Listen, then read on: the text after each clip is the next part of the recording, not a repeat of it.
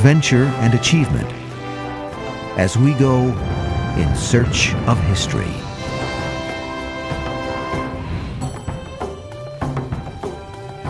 Boston, Massachusetts, 1920.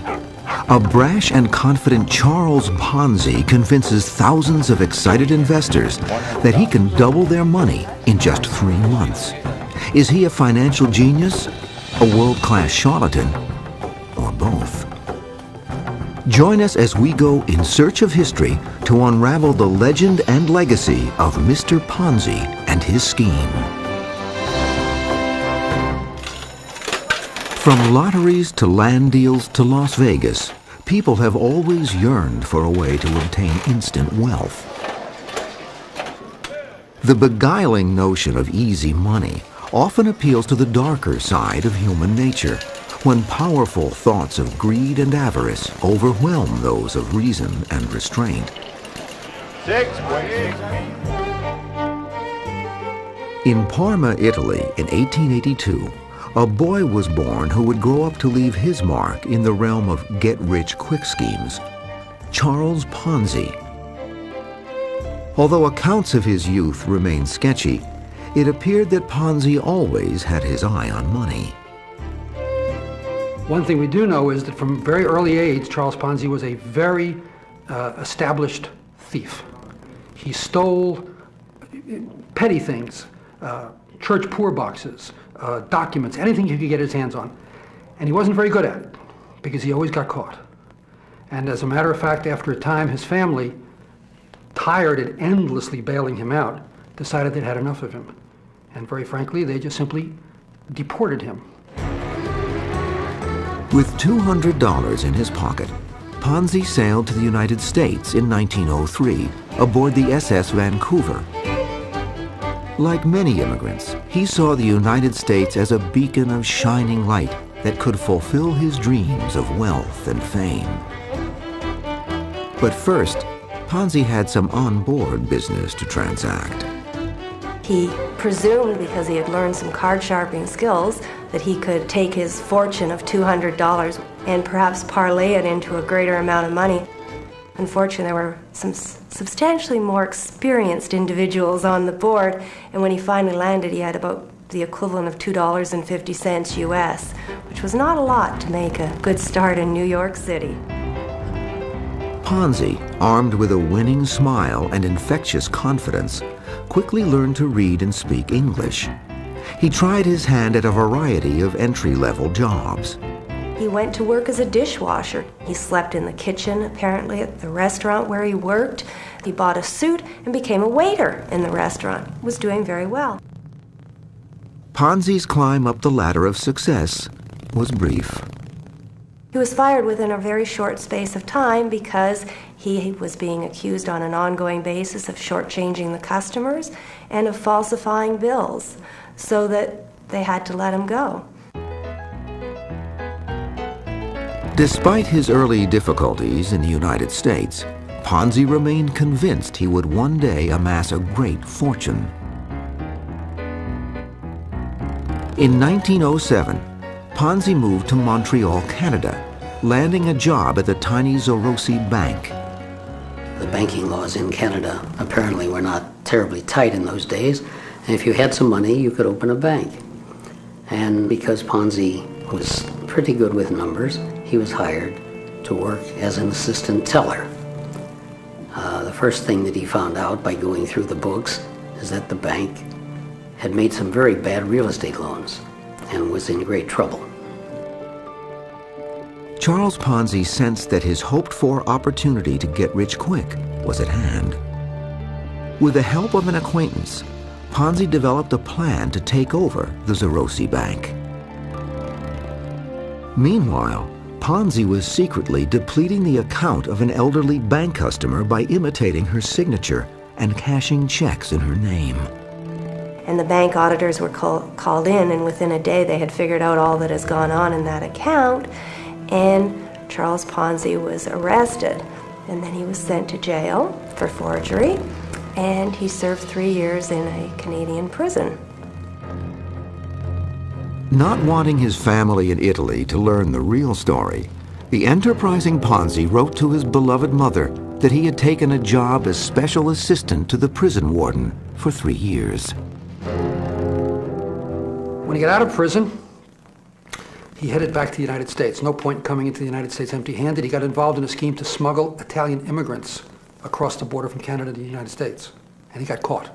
And he went to prison again. Charles Ponzi served a 2-year term at a U.S. penitentiary in Georgia, his visions of wealth and fame seemingly far beyond his grasp.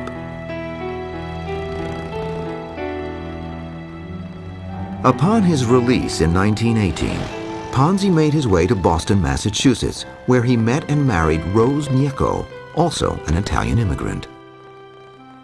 In Boston, once again, he landed a job at a fairly low level in an organization with J.P. Poole, which is an importer and exporter in Boston.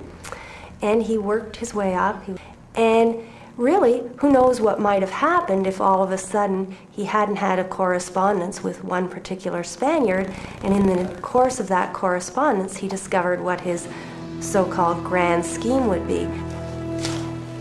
It was a simple 1-cent item that Ponzi saw as a $1 million miracle: the postal reply coupon. As America stood at the brink of the 1920s, it faced a time of great promise and wild financial speculation. Although prohibition had literally dampened spirits, the business world was booming, and there were untold riches waiting for those willing to take the risks. 1919, the United States felt full of itself. We had won the Great War. We had saved European civilization. America was confident, and the American working man felt that for the first time he was significantly participating in American success, in American growth. It was a big change. In Boston, Italian immigrant Charles Ponzi had been searching for his way to participate in America's success. In November of 1919, Ponzi, small in stature but big in dreams, determined that postal reply coupons could be his mother lode. In 1907, an international postal congress had agreed to issue postal reply coupons throughout the world. The bearers could redeem these international coupons for postage stamps in their local country.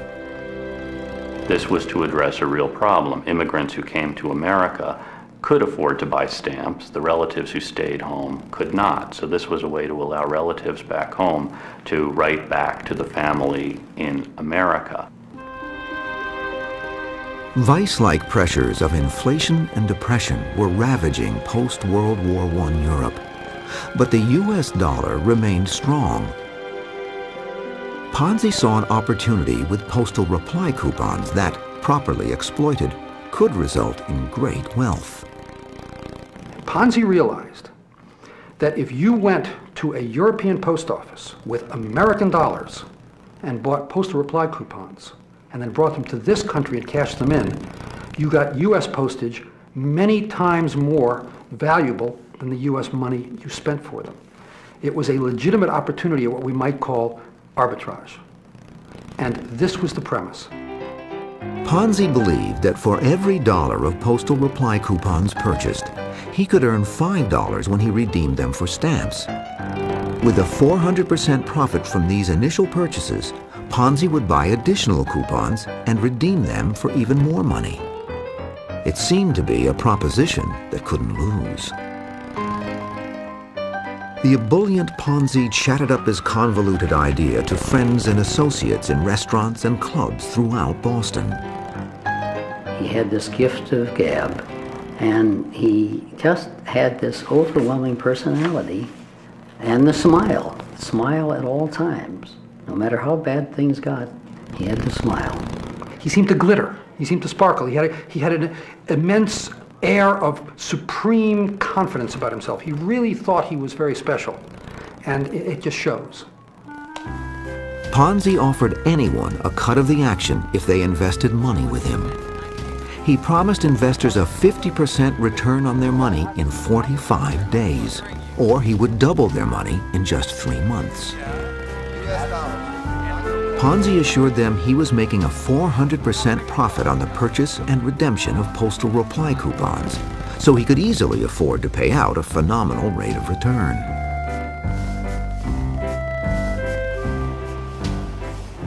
In November of 1919, Charles Ponzi opened the Securities Exchange Company, or SEC, in a cramped and dingy office in downtown Boston. One of the people Ponzi became closely involved with was a furniture dealer named Daniels. When he opened his office, he had to have some furniture. Daniels gave him the furniture free of charge because Ponzi had no money to pay for it. A few risk-takers took a gamble on Ponzi's deal. True to his word, Ponzi paid them their principal and interest as promised. I convince you somehow to give me $100, telling you that in a short period of time I'll give you back 200. And when the time comes, I do give you 200, you're going to do 2 things. First of all, you're going to tell everybody you know about it. And secondly, you're going to give me back the $200. That's exactly what his investors did. Although word of this amazing offer spread quickly, Ponzi engaged sales agents, including his uncle who also invested, and paid them a 10% commission for every investor dollar they brought to the SEC. Ponzi himself would deal with the complexities of buying and selling postal reply coupons. All his investors had to do was hand over their money, and in exchange they would receive a note promising them a return of principal plus interest in 45 or 90 days. Ponzi couldn't print them quickly enough. By February of 1920, Ponzi's SEC had received $5,000. Ponzi happily accepted money from all comers, including $800 from his wife, Rose. By March, more than 100 people had invested almost $30,000. But Ponzi owed these investors more than $45,000 in principal and interest.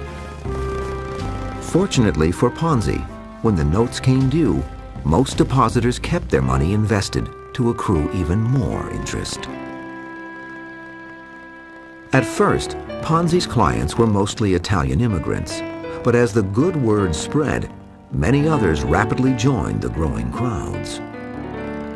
There were policemen, there were priests, there were various working people in Boston who thronged his offices to give him money.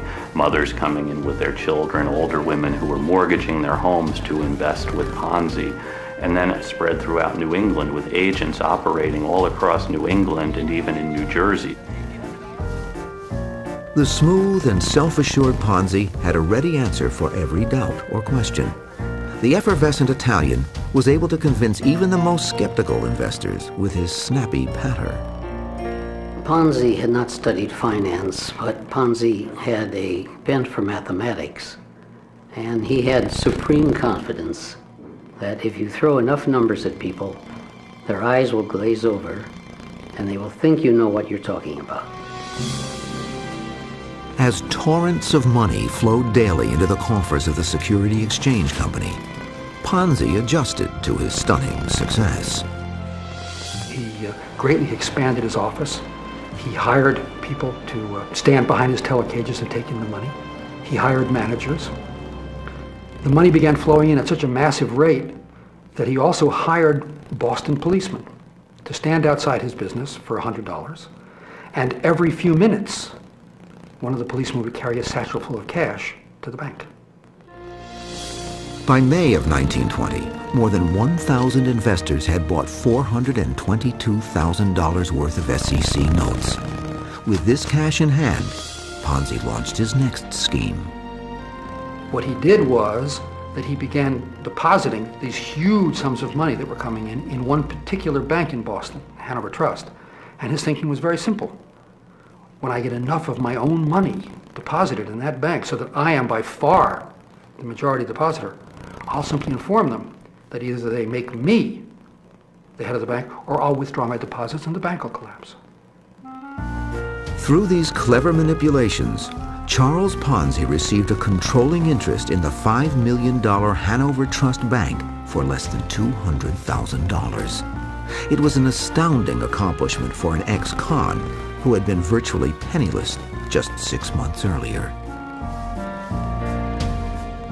Ponzi's young company had taken in $3 million by July, but owed investors $4.5 million.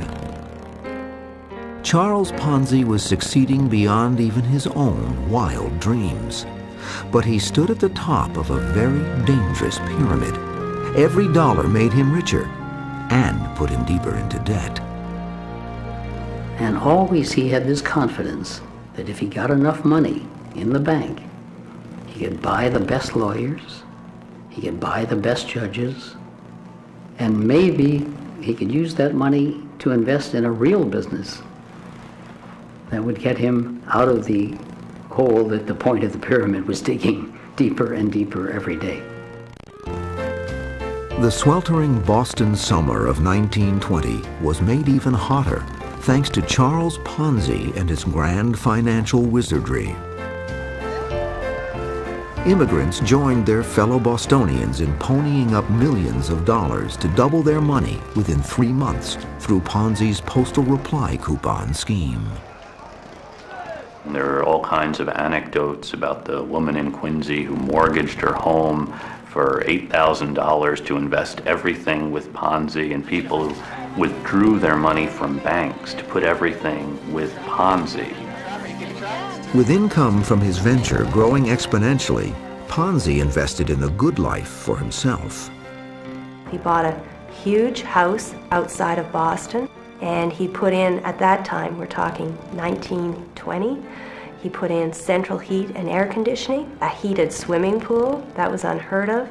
He spent $500,000 alone on the furnishings for the home, which is a lot of money nowadays, but back then that was a tremendous amount of money.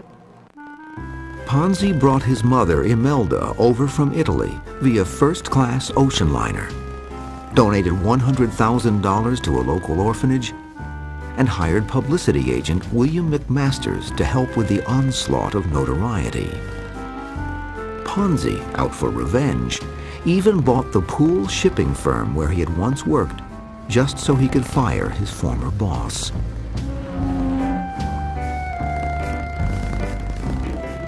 But with every dollar Ponzi took in, the mountain of debt he owed his fanatical investors kept growing. The crowds outside Ponzi's School Street office caused curious officials to check things out. So 3 police officers came to Ponzi to find out whether he was legitimate or not. And after talking to him for a few minutes, 2 of the policemen decided to invest with Ponzi. And then it was estimated at the end that about a quarter of Boston's policemen were investing with Ponzi. 6 months earlier, the diminutive Italian had been flat broke. Now, Charles Ponzi was basking in his newfound celebrity, swarmed by mobs of cheering fans wherever he went. In the Italian neighborhoods of Boston, he was a god. Ponzi was the image to them of everything they dreamed of. He had achieved this immense success. Not only that, they were all profiting immensely. Their money was being doubled. Somebody asked a member of the crowd about who was a very important person in America, and they answered Charles Ponzi. And he was there, and he said, well, what about Columbus? And they said, well, Columbus discovered America, but you're the man who invented money. And that was the way they felt about him. He was idolized. The first chink in Ponzi's financial armor arose when J.R. Daniels, the furniture dealer who had helped start Ponzi's business, came back into the picture. In the early summer of 1920, Daniels decided to sue Ponzi for $1.5 million because Daniels saw all of this money going into the Securities Exchange Company. He thought he was a partner. Ponzi owed him money, so he decided to sue. And this was part of the beginning of Ponzi's downfall, when Daniels' suit brought attention to the fact that Ponzi was in this small office on rented furniture. How come he says he has all of these millions of dollars floating around? Although Daniels' claim was more sour grapes than a legitimate beef, an article about the suit published in the Boston Post brought a swift reaction. There was a run on Ponzi's Securities Exchange Company as some investors clamored for their money. One way Ponzi stopped the runs was by simply giving the money back. He could say, I can give away $200,000 a day and it doesn't hurt me. And this then would stop the run, as people would say, look, he's giving the money back, and more people would line up to try to invest. Both the Commissioner of Banks and the Attorney General of Massachusetts had heard about Ponzi's company and sent some men to investigate. The Boston press also began to take an interest in the man people were calling a financial genius. One particular individual, Richard Grosier, the son of the publisher of the Boston Post, was perhaps a little more cynical than some, and he started asking a lot of questions. He sent out investigative reporters and said, no, this is too good to be true. Something is going on. And so he was really starting to ask a lot of questions. But on July 24, 1920, a surprisingly positive Boston Post article profiled Ponzi and his money-making machine. As a result, hundreds of people jammed the offices of Ponzi's SEC to invest. Prior to the article's publication, the millions of dollars that flowed into Ponzi's waiting hands had derived solely from word of mouth. He was averaging, in a very short space of time, about $250,000 a day. And that is a lot of money when you put it in the context of the 1920s. Back then, a millionaire was somebody who was very, very rare. And so somebody who was receiving in $250,000 a day, that was a lot of money to be dealing with. The same day the Post article hit the stands, Ponzi met with government officials at the Massachusetts State House. After determining that his books were too convoluted to sort out, Ponzi offered them a plan. Well, Ponzi really had no books. But he said, I will volunteer to stop taking in money while you're doing the audit. I will continue to pay out money because I am so rich I can afford to do this. But I won't take anything more if you think there's the slightest suspicious thing going on here. And they said, well, okay, that sounds all right to us. So they did not close him down immediately. In the meantime, Ponzi had been developing a new scheme that might free him from his looming predicament. He would convince his bankers to provide $10 million to purchase a fleet of merchant ships that were being sold by the U.S. government. Ponzi's plan was to transfer all of his company's assets and liabilities to the proposed steamship company, allowing his investors to trade in their investments for stock in the new company. Ponzi's plan failed to impress the bankers, and the scheme never materialized. By July 26th, the Boston Post had dug deeper into the dapper Italian's fuzzy financials and ran the first in a series of negative articles about Charles Ponzi and his SEC. They contacted Clarence Barron. He was the Wall Street publisher that put out Barron's paper. And Barron wrote an article in which he said, if Ponzi can make 300% profit for his investors, why is he putting his money in banks that are only paying 2 or 3%? Why isn't he investing in his own company? Then the next issue had Clarence Barron saying there's no possible way Ponzi's scheme could work. That in order for Ponzi to do this, there would have to be 160 million of these postal coupons circulating, and there are only about 27,000 in the world. The post office also reported that there had been no large purchases of postal reply coupons either in the United States or overseas. The resulting panic caused a frantic run on Ponzi's security exchange company. When hundreds of people lined up to get their precious money back, a near riot ensued and a few women fainted.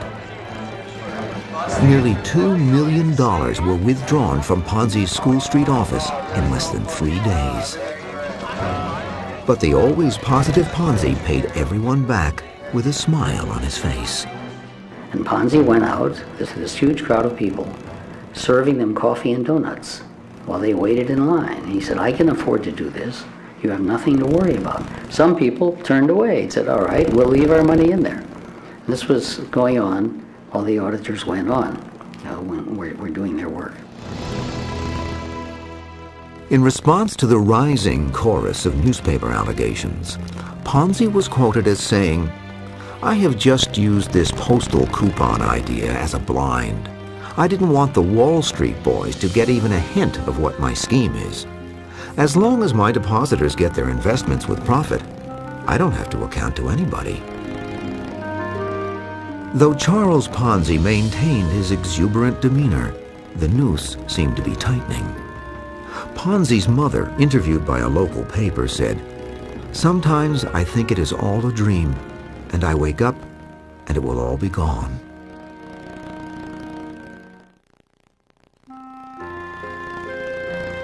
In July of 1920, Boston was abuzz about Italian immigrant Charles Ponzi, who had attracted thousands of investors based on high interest rates and an international postal coupon scheme. But Ponzi's grand plans to create greater wealth for his investors and himself were stymied when government regulators, along with local newspapers like the Boston Post, began to poke holes in the twisted fabric of Ponzi's claims. On paper, you could prove that if you traded these postal reply coupons, you could make money. The only thing that you would have to factor into it would be that you would need to hire thousands of people to stand in line at post offices and buy the postal reply coupons. You would have to hire more people to bundle them up and ship them overseas. So on paper, yes, it looked fine, but it was not a realistic plan. On the one hand, you can say he was a swindler and he knew all along he was taking people. On the other hand, perhaps he just was optimistic that if he was given a chance, he could find $8 million that he owed people.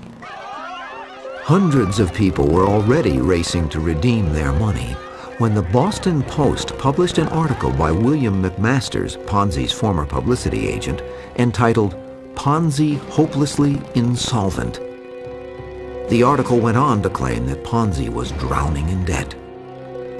He only has about $7 million at the most. He's taken in $15 million. If you've invested with Ponzi, you're going to lose it unless you get your money back.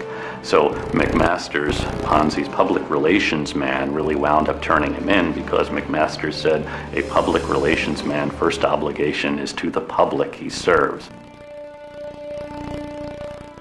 On August 10, 1920, U.S. federal agents converged on Ponzi's Securities Exchange Company and impounded everything in the offices.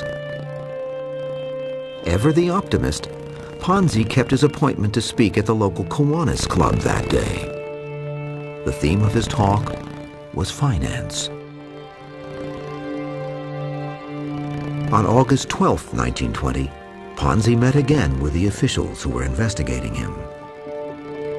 The authorities were there, his books were being examined, and Ponzi, graceful to the end, finally said to them, "Are you telling me, gentlemen, that I am insolvent?" And they replied, "Yes." And he said, "In that case, I am your prisoner." And the business was over. The federal government indicted Charles Ponzi on 86 counts of fraud. The authorities also shut down the Hanover Trust Bank, where Ponzi had a controlling interest. It was interesting when they went into the office to arrest him. The mob there virtually attacked the arresting agents. They were very upset. This was their hero. This man was inventing money for them. They all had visions of America providing them with their dream, which was to become wealthy. As it turned out, Ponzi never purchased any postal reply coupons. But nearly 17,000 investors had plunged more than $10 million into Ponzi's coffers within an 8-month period. At that time, he owed $15 million, but that was in 1920 terms. $10 million in 1920 might be worth $250 million today. I mean, $250 million. There were heart-rending accounts of investors who stood to lose everything. A World War I veteran with tuberculosis had hoped to take his Ponzi earnings and recuperate in Arizona. One woman invested the $1,000 her family had received when her husband lost a leg in an industrial accident. One young couple had deposited $4,600 with the dream of using the profits to buy their first home. Holding a worthless Ponzi note, the bitter husband remarked, "Guess it's a doghouse for us now." Charles Ponzi went to trial in the fall of 1920. On November 1st, he pled guilty to a federal charge of using the mails to defraud and was sentenced to 5 years in prison. Ponzi's wife, Rose, fainted when the judgment was announced. Ponzi was sent to Plymouth Jail, where he sent letters to many of his investors, writing that he hoped the recent miscarriage of your investments would not mar the spirit of the Christmas season. Many investors wrote back to the man who had so happily taken their money. Some of it were absolutely scathing. "You've stolen everything I had," calling him probably every name in the book. Some were very consoling and sympathetic with him and admiring, even saying what a great man he was. And he even received money. People would send money so that he could invest it when he got out. There were still believers out there. Ponzi served 3.5 years and was released in 1924 to face a Massachusetts state trial. Ponzi was convicted and sentenced to a 7 to 9 year term. While out on bail pending his appeal, Ponzi went to Florida to raise money for his legal battles. He brazenly created the Charpon Land Syndicate Company while he was there. Charpon, Charles Ponzi, and he sold land. The only problem with the land was most of it was underwater, and he was selling this to investors. The newspapers in Florida realized that he was the same Charles Ponzi who had pulled this big swindle. And he was indicted in Florida for fraud, and he skipped out and went to Texas. After a failed attempt to escape by ship, Ponzi was returned to Massachusetts to face his lengthy prison term. While befuddled government officials attempted to sort out his unconventional accounting methods. It took them years. And when they were finished, they had to admit that although they had determined that some significant sum of tens of millions of dollars must have passed through the scheme, they couldn't ever establish how much it was. In 1931, a bankruptcy court determined that the insolvent Ponzi still owed his remaining investors more than $2 million. Many depositors received just pennies for every dollar they had so trustingly invested. Some wishful thinkers, believing that Ponzi would one day make them whole, held on to their SEC notes and received nothing. They were convinced that the whole thing was some kind of terrible mistake, and he would get out of prison and he would give them back their money. To this day, I'm sure someplace in Boston homes, in an attic, there are old Ponzi certificates still waiting to be cashed in. They couldn't believe he wouldn't pay them. Ponzi walked out of prison for the last time in 1934. Crowds gathered around the once heralded financial genius, even though 14 years had passed since his scheme imploded. This mob was not a friendly mob. This mob was comprised of people that had lost their investment and still viewed him very much as a villain, someone who had ruined their lives and who had taken all their life savings. And in fact, in the crowd, there were a number of children, grown children of people who had invested with him. And these grown children were hostile towards Charles Ponzi because they felt that that had really decreased their opportunities in life as well. October 1934. America was in the midst of a debilitating national depression, created in part by reckless financial speculation and the collapse of the stock market. In Boston, Charles Ponzi had completed a lengthy prison sentence for swindling millions of dollars from several thousand victims during 1920. There was so much speculation by banks into a very hot stock market, which wound up collapsing in 1929. So in Ponzi's case, we really see a microcosm for what happens to the American economy in the 1920s. It was said that banks had been providing their investors everything except a roulette wheel. Just days after his release, Ponzi was deported to Italy, traveling in steerage class and leaving his faithful wife Rose behind. The once cocky immigrant seemed to be a shadow of his former self. In his final statement to reporters, Ponzi remarked, "I went looking for trouble, and I got it." Back in Italy, Ponzi reverted to his old self with a new twist to his financial trickery. Ponzi always had a plan for something that could turn things around. One of the schemes he came up with in his later years was writing his autobiography. He thought that if he could sell 1,000 shares in his autobiography for $25 apiece, that would clear just about all of his debts. There were few takers, and the book project faded away. Finally, Ponzi settled on a legitimate job. He did have enough stature or enough self-confidence to make a bit of a position for himself with the Mussolini government in Italy. And within a relatively short period of time, they sent him to Rio de Janeiro to be an agent for the Italian state airline. Ponzi was set up in Rio with servants and a limousine. But this return to the high life would end, this time due to circumstances beyond his control. The authorities in Rio began to find out that diamonds and minerals from Rio were being sent out on this plane back to Italy because World War II was coming on. And these were strategic minerals that could be used by the Italians. So they cut off the fuel supply to the airline. Now Ponzi is now in Rio with no job because the airline is out of business. Charles Ponzi spent the last days of his life in the charity ward of a Rio hospital. He died in 1949 at the age of 67. And when he died, the only thing on his bedside table of any consequence was an unpublished manuscript entitled The Rise and Fall of Mr. Ponzi.